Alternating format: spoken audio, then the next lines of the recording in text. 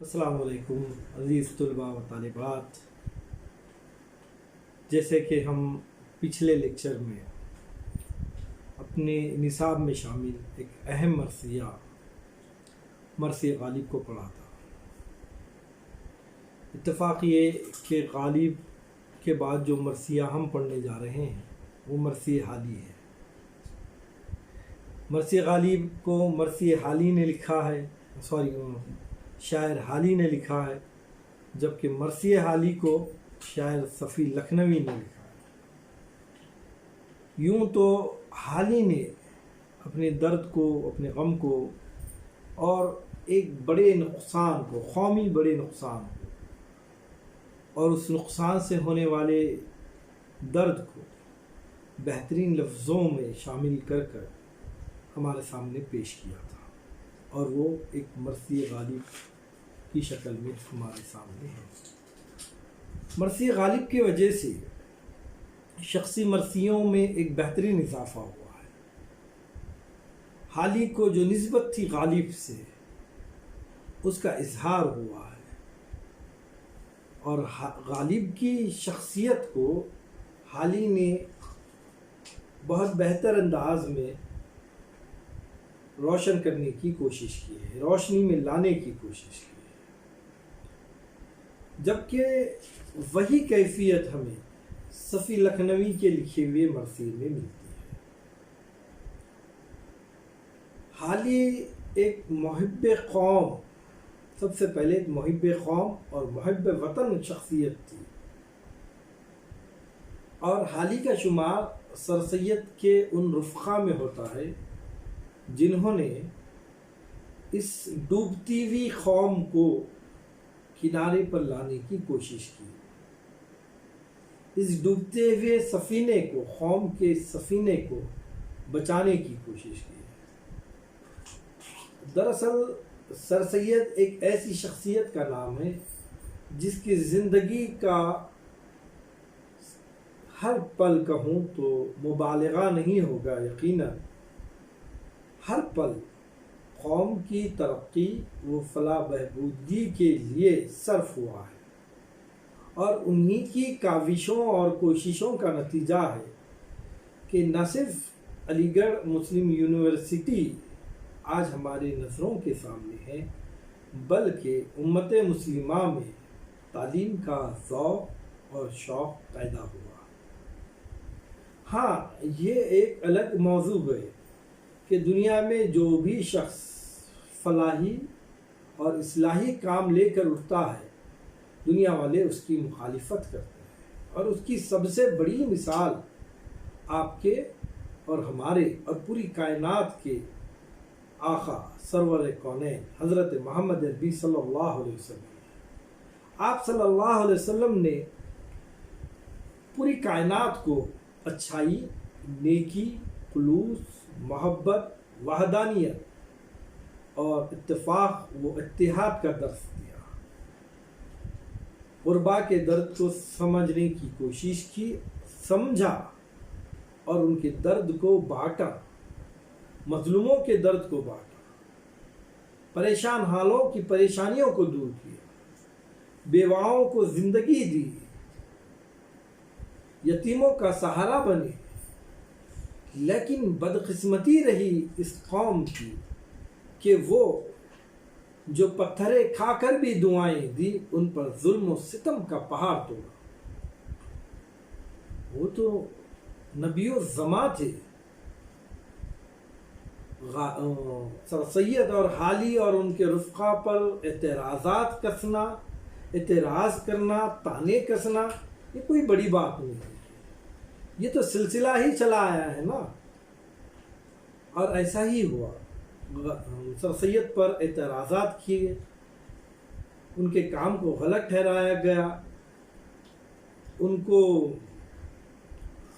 قوم کا مخالف بتلایا گیا، اور ان کے مشن کو، کون سے مشن کو؟ تعلیم کو عام کرنے والے مشن کو رد کر دیا گیا اس زمانے میں۔ لیکن ان کے اس مشن کو، سر سید کے اس مقصد کو جو قوم کی فلاح و بہبودگی کرنا تھا، امت مسلمہ کو تعلیم کے زیور سے آراستہ کرنا تھا۔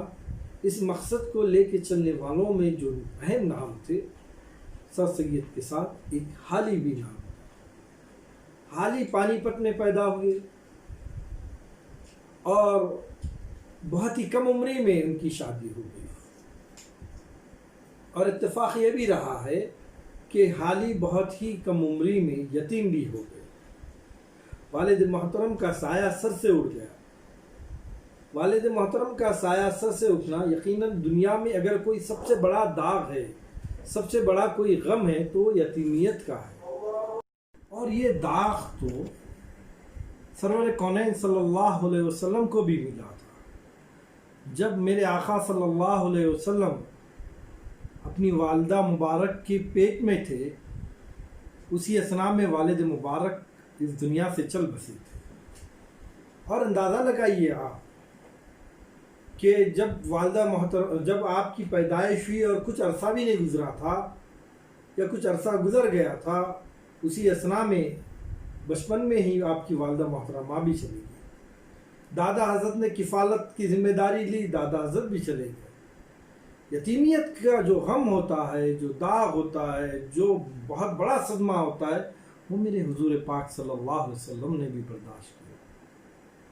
حالی جب بہت چھوٹے تھے، اس وقت آپ کے والد بھی جو ہے اس دنیا سے کوچ کر گئے، انتقال کر گئے، اور آپ کی تربیت کی پوری ذمہ داری جو ہے آپ کے بڑے بھائی نے لی۔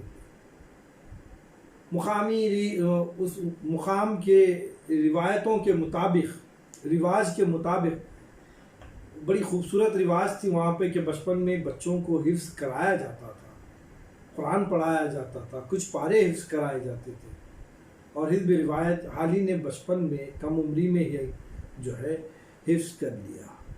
لیکن ایک اور رواج جو ان کے لیے بڑا ہی تکلیف دہ تھا وہ یہ تھا کہ کم عمری میں شادی کر دینے کا رواج تھا، اور حالی کے بڑے بھائی اس بات پر اصرار کرتے تھے کہ حالی کی جلدی شادی کر دی جائے، اور حالی اس بات کے مخالف تھے کیونکہ حالی کے اندر تشنگی باقی تھی۔ ابھی کس بات کی تشنگی باقی تھی؟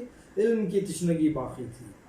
ابھی وہ پڑھنا چاہتے تھے، وہ اور قابل بننا چاہتے تھے، کیونکہ دیکھیے ہر شخصیت کے پس منظر میں اللہ ایک مقصد طے کر رکھتا ہے۔ حالی کی شخصیت میں ایک اللہ نے مقصد جو طے کیا تھا وہ یہ تھا کہ حالی بڑے ہو کر قوم کی رہنمائی و رہبری کرنے والے تھے۔ حالی قوم کو جگانے والی شخصیت بننے والے تھے۔ حالی مرثیہ پڑھ کر غالب سے محبت کا اظہار کرنے والی شخصیت بننے والے تھے۔ حالی نے قوم کا مرثیہ بھی پڑھا، انہیں جگایا، انہیں بیدار کرایا۔ پوری زندگی حالی نے سر سید کے ساتھ جو ہے اس قوم کی بہتری اور بلندی اور اس کے فلاح و بہبودی کے لیے صرف کر دی۔ ایسا شخص جس کی زندگی کا مقصد قوم سے وفاداری تھی، وفاشاری تھی، قوم کو ترقی دلانا تھا، قوم کی فلاح و بہبودگی تھی۔ وہ جو دور تھا حالی کے وقت کا، وہ دور بدترین حالات سے امت مسلمہ گزر رہی تھی۔ ایک طرف حکومت مسلمانوں کو اپنا ذاتی دشمن سمجھ بیٹھی تھی۔ 1857 کے حالات، غدر کے حالات، انگریز مختلف جگہوں پر چھاپے مارنا، مسلمانوں کو پکڑنا، پھانسیوں پہ لٹکا دینا، اور دوسری طرف مسلمان جو ہے جدید تعلیم سے بے پرواہ، ترقی سے بے پرواہ، معاشی بحران سے گزرتا ہوا، بلکہ ایک ایسی کشتی کے مانند ہو گیا تھا جس کا مقدر سوائے ڈوبنے کے کچھ اور نہیں تھا۔ یہ بڑی بات ہے الحمدللہ کہ اس وقت اللہ رب العالمین نے اس ڈوبتی ہوئی کشتی کو ایسے ملاح عطا کیے جنہوں نے اس کشتی کے سفینے کو پار کرایا، اس کشتی کو پار کرایا، ڈوبنے سے بچایا، اور ان میں شمار حالی کا ہے جن کی پوری زندگی قوم کی فلاح و بہبودگی کے لیے گزری، مسلمانوں میں جدید تعلیم کے رجحانات بیدار کرنے کے لیے گزری، جدید تعلیم حاصل کرنے کے جذبات پیدا کرنے میں گزری۔ یہ تھے حالی۔ اب آپ اندازہ لگائیے گا، ایسا شخص جس کا رہنا باعث برکت ہے، جس کا رہنا قوم کی فلاح و بہبودگی کی ضامن ہے، جس نے پوری زندگی قوم کے لیے وقف کر رکھی ہے، اب وہ شخص اس دنیا سے چلے گیا تو اس کا نقصان آپ اور ہم کن لفظوں میں قائم کر سکتے ہیں ہاں یہ بہت بڑا نقصان تھا قوم کے لیے حالی کا چلا جانا، اور اسی نقصان کو اور اسی غم کو جو ہے صفی لکھنوی نے پیش کیا۔ بہت ہی درد انگیز مرثیہ ہے جس میں صفی لکھنوی نے حالی کے کردار کو، حالی کی شخصیت کو اور حالی کے جانے کے غم کو بہت خوبصورت انداز میں، درد انگیز انداز میں، رقت انگیز انداز میں ہمارے سامنے پیش کیا ہے۔ وہ کہتے ہیں، کیا کہتے ہیں؟ دیکھیے میں پہلے مرثیہ پڑھتا ہوں، اس کے بعد انشاءاللہ تعالی عزیز ہم لوگ اس کے تشریحات کی طرف متوجہ ہوں گے۔ مرثیے کے 2 بند پڑھتا ہوں، چھوٹے چھوٹے 2 بند ہیں، مربع نما مرثیہ لکھا گیا ہے۔ پہلا جو مرثیہ ہے، پہلا جو بند ہے، اس میں وہ کہتے ہیں، اس بزم میں آ کے جانے والا، پھر جا کے ادھر نہ آنے والا، کھوٹوں کو کھری سنانے والا، اے قوم تیرا جگانے والا، خاموش لحد میں سو رہا ہے اور اس کو زمانہ رو رہا ہے، سعدی عطار اس صدی کا، طینت میں اثر نہ تھا بدی کا، سعدی عطار اس صدی کا، طینت میں اثر نہ تھا بدی کا، دل آئینہ عشق سرمدی کا، پتلا خلق محمدی کا، تھا حسن عمل سے جس کو رشتہ، تھا حسن عمل سے جس کو رشتہ، غالب میں بشر کے ایک فرشتہ، غالب میں بشر کے ایک فرشتہ۔ آج کے ویڈیو کے لیے ہم نے اتنے ہی اشعار کا انتخاب کیا اور اس کی تشریحات کو بھی انشاءاللہ ہم سمجھنے کی کوشش کریں گے۔ میں پہلا مصرع پڑھتا ہوں، پہلا شعر پڑھتا ہوں، آپ سماعت فرمائیں گے، پھر اس کی ہم تشریح کریں گے۔ اس بزم میں آ کے جانے والا، پھر جا کے ادھر نہ آنے والا، اس بزم محفل، دنیا، کائنات، رب العالمین نے ایک اصول بنا دیا ہے، اور وہ اصول یہ ہے کہ بحیثیت مسلمان ہمارا عقیدہ بھی یہ ہے کہ پھر ہمارا اس کائنات میں دوبارہ انتقال کر جانے کے بعد پنرجنم نہیں ہے، دوبارہ پیدائش نہیں ہونے والی۔ جب کوئی انسان انتقال کر اس دنیا سے چلا جاتا ہے، کیونکہ انتقال کے معنی بھی ہیں منتقل ہونے کے، اور موت کے معنی ایک لمحہ رک کر پھر سفر کرنے کے، لیکن یہ سفر پلک کے نہیں آنے والا، یہ سفر دوبارہ سے دنیا میں نہیں مڑنے والا، بلکہ آگے جانے والا، آگے سرکنے والا۔ آگے کہاں؟ آخرت کی طرف، عالم بالا کی طرف، عالم ارواح کی طرف۔ قبر میں جب انسان کو دفن کر دیا جاتا ہے، پھر وہ کسی صورت میں بھی اس دنیا میں دوبارہ نہیں آتا۔ اس لیے کہا جاتا ہے اچھی شخصیتوں کی عزت کر لو، انسانیت کی قدر کر لو، لوگوں کی قدر کر لو، کیونکہ جب لوگ چلے جاتے ہیں تو دوبارہ پلٹ کر نہیں آتے۔ اور سب کو تو جانا ہے، کل نفس ذائقۃ الموت، قرآن میں کہہ دیا گیا ہے کہ جتنی بھی روح ہے سب روحوں کو موت ہے، جتنی بھی جاندار چیزیں ہیں ہر جاندار شے کو موت کا مزہ چکنا ہے، موت سے کسی کی یاری نہیں ہے، کل آج اس کی تو کل ہماری باری ہے، یہ تو سلسلہ چلنے والا ہے۔ موت کسی کے لیے ایسا نہیں ہے کہ فلاں شخص پیدا ہوا اور موت سے بری ہے، وہ ہر شخص کو موت کا مزہ چکنا ہے۔ پھر اس پر سے یہ بھی بات طے ہے کہ جو انسان اس دنیا سے چلا جاتا ہے، جو انسان اس دنیا سے انتقال کر جاتا ہے، اس دنیا میں عالم برزخ میں جب اس کا منتقل ہو جاتا ہے، دوبارہ وہ اس دنیا میں لوٹ کر نہیں آتا۔ حالی کے مرنے پر، حالی کے انتقال کر جانے پر جو ہے صفی بھی یہی کہتے ہیں، اس بزم میں آ کے جانے والا، حالی آئے اور چلے گئے، اس بزم سے اپنی روشنی بکھیر کر چلے گئے، اپنے اخلاق بتا کر چلے گئے، اپنے کردار کا نور بکھیر کر چلے گئے، آئے اس بزم میں، آئے اس دنیا میں، اور اپنے حصے کا، اپنے ضمن میں جو کچھ بھی کردار، اخلاق اور ذمہ داریاں پوری کرنی تھی وہ کر چلے گئے۔ ہاں پھر جا کے ادھر نہ آنے والا، علی ہی نہیں ہے بلکہ کائنات کی ہر شے جو انتقال کر جاتی ہے دوبارہ پھر اس کائنات میں نہیں آتی ہے، یہ طے ہے۔ یقیناً اس پر ہمارا ایمان ہونا چاہیے کہ دوبارہ جنم اس دنیا میں ہمارا نہیں ہو سکتا۔ کوئی چیز اس دنیا میں فنا ہو کر پھر دوبارہ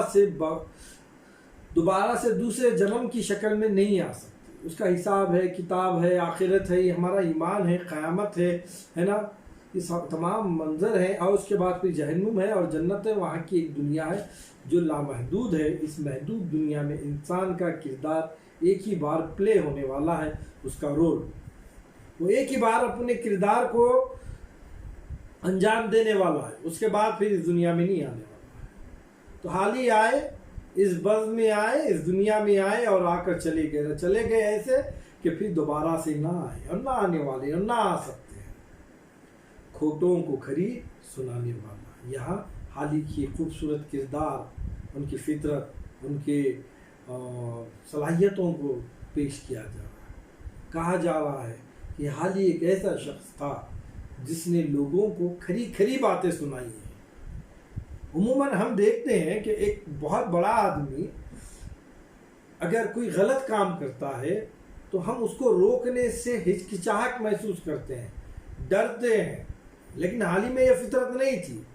اگر کوئی انسان غلط ہے تو وہ غلط انسان کو سچ بات یا اس کی غلطی کا احساس دلا کر رہتے تھے۔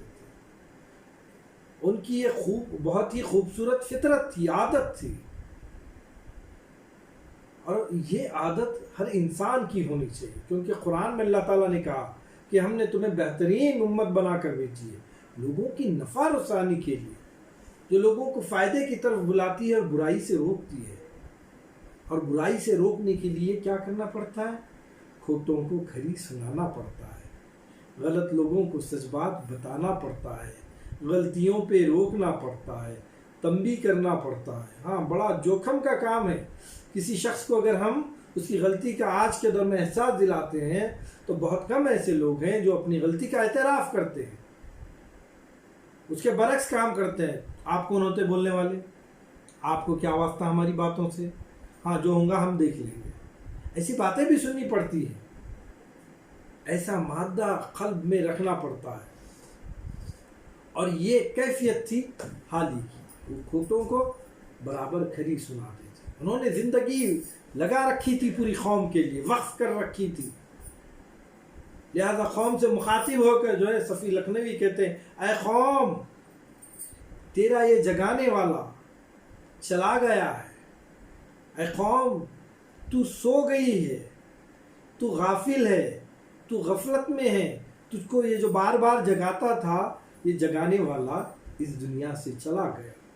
کھوٹوں کو کھری سنانے والا چلے گیا، اور ایسا نہیں گیا کہ اب گیا اور واپس آیا، ہمیشہ کے لیے چلا گیا، پھر جا کے یہ ادھر نہیں آئے گا۔ خاموش لحد میں سو رہا ہے، لحد قبر کو کہتے ہیں، خاموش ہے، ظاہری بات ہے۔ انسان کی زندگی، انسان کا کردار، انسان کا عمل اس کی حیات سے وابستہ ہوتا ہے۔ حیات ختم، زندگی ختم، سانس ختم، موت آ گئی، فرشتہ لے کر چلے گیا، اب اس کا اس دنیا میں کوئی بھی رول پلے نہیں رہتا ہے، کوئی کردار ہی نہیں رہتا ہے۔ اب بس وہ اپنے اپنے اعمال کو لے کر خبر میں خاموش سویا رہتا ہے۔ من ربک کا، من دینک کا، من رسول اللہ صلی اللہ علیہ وسلم کا، بس اپنے سوال و جواب، اپنے اعمال کو لے کر وہ خبر میں چلا جاتا ہے، اور اس کا تعلق اس دنیا سے ہمیشہ کے لیے ختم ہو جاتا ہے۔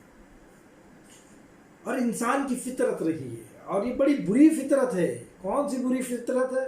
کہ انسان اچھے انسانوں کی قدر نہیں کرتا دنیا میں، جب تک وہ بقد حیات رہتے ہیں انہیں تکلیف دیتا ہے۔ سرور کونین صلی اللہ علیہ وسلم کو کائنات والوں نے، دنیا والوں نے تکلیف دی،